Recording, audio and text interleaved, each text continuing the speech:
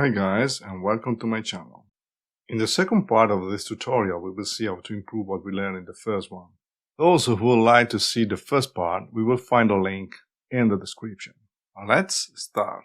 First of all, we have to install SAS. This is very simple.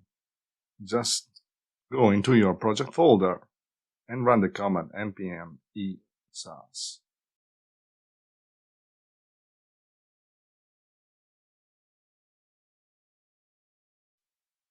Open the project. And here we are.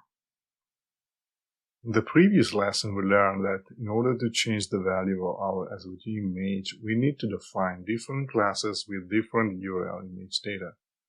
Now, this operation can be tedious and annoying since we have to edit the same string, which is usually long and complex, for each possible status.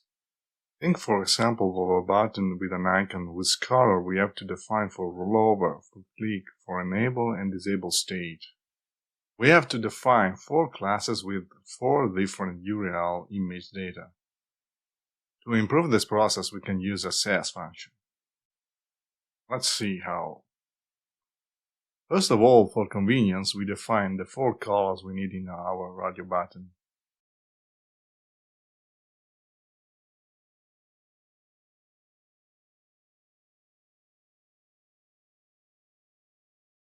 Then we define a function named radio_svg with 2 parameters that represent the inside color and the border color of the radio button itself.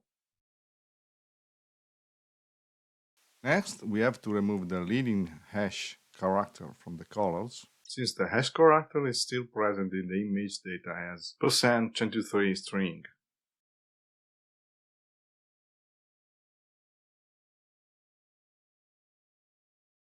And last, we add the return statement that will return our image data string properly modified.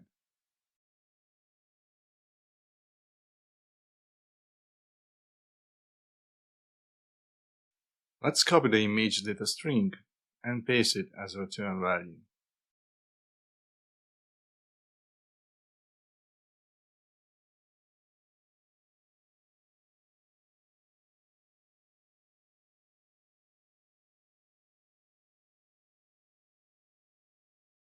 Search for the field tag and replace the color constant with the border color variable.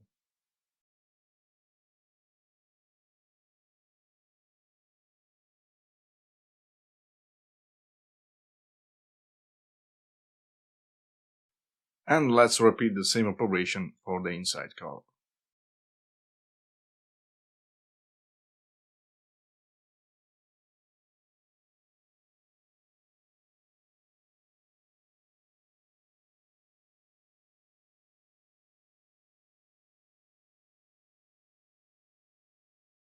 Now we just need to replace the URL image data with the radio SVG function passing the proper parameters.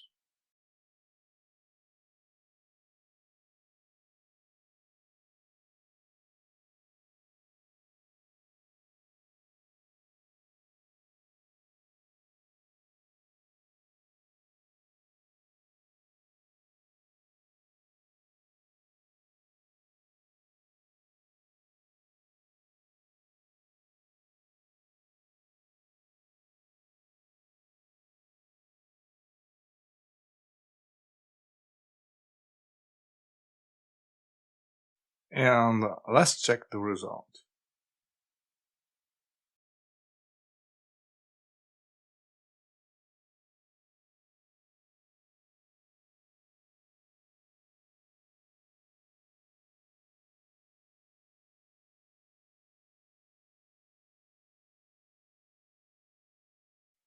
Obviously, this is just an example. You have to define your own function with your own parameters according to your needs. But basically, the principle is always the same. There is another way to change the SVG property dynamically, and is using React components. But it's a topic for a future video. Let me know in the comments if you are interested in the topic, so eventually I will prepare a dedicated tutorial. I remind you that you will find the source code of this project in my Git repository, which URL is below in the description. And thanks for watching. Don't forget to subscribe to the channel, leave a comment, and share the video.